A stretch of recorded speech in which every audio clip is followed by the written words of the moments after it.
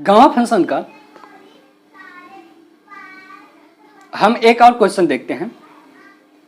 इसमें देखिए प्रूव करने के लिए कह रहा है, इसको प्रूव करेंगे हम।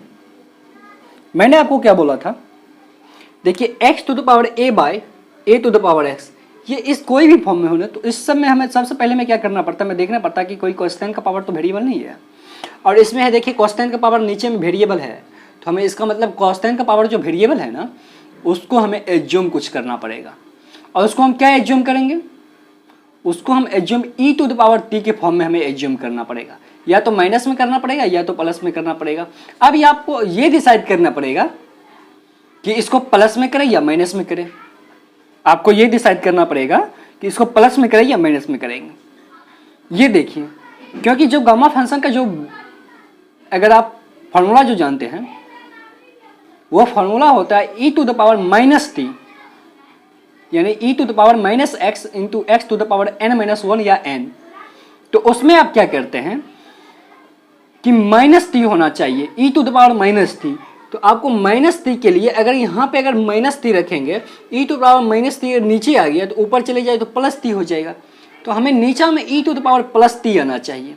तो हमें क्या करना पड़ेगा, a to the power x बराबर e टू द पावर टी हम एज्यूम कर लेंगे। लेट अब क्या करेंगे, अब करेंगे क्या कि हम दोनों तरफ लॉग लेंगे, तो log a to the power x into लॉग e इंटू टी।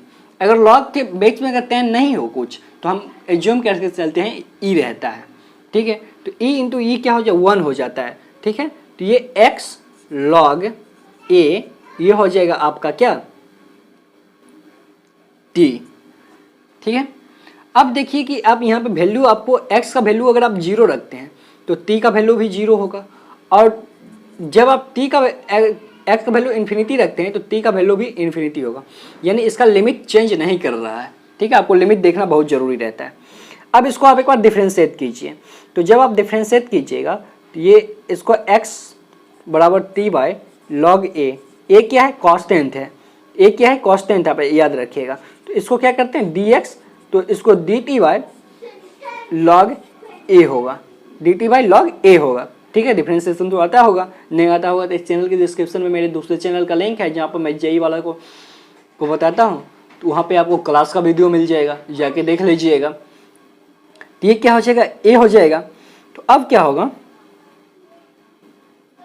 अब करना क्या है, अब यहाँ से आपको उठा के यहाँ पे रखिए, क्या है, 0 to infinity x to the power a by a to the power x into D X. 0 to infinity, जब x to the power a को हम x, तो यहाँ से x बराबर क्या हो गया, t by log a whole to the power a by पूरा का बाय कितना है, e to the power t into dx। dx का वैल्यू कितना आया है, dt बाय लॉग a, ठीक है।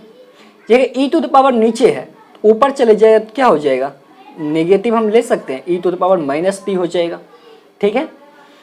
ये जो हो जाएगा आपका क्या हो, इसको अलग अलग लिख सकते हैं, यानी t to the power a by log a to the power a, ऐसे लिख सकते हैं अलग अलग, into dt by log a।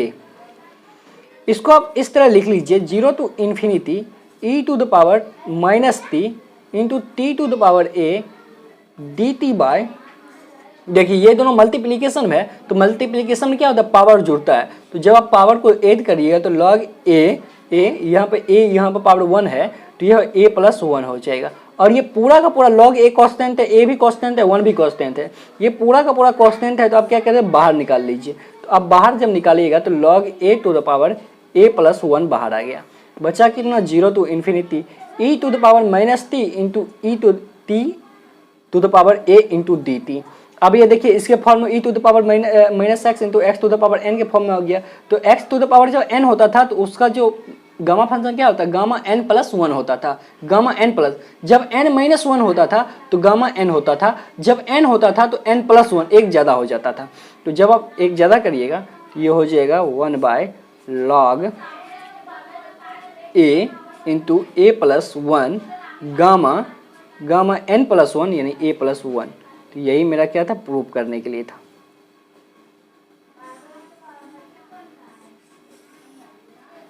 इसको आप थोड़ा अच्छा लिखना चाहते तो ऐसे लिख लीजिए 1/log A to the power A plus one into gamma A plus one.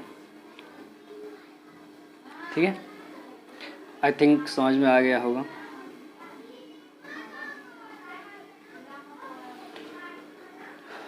चलिए, नहीं समझ में आया तो आएगा भाई, नहीं, चलो ठीक है।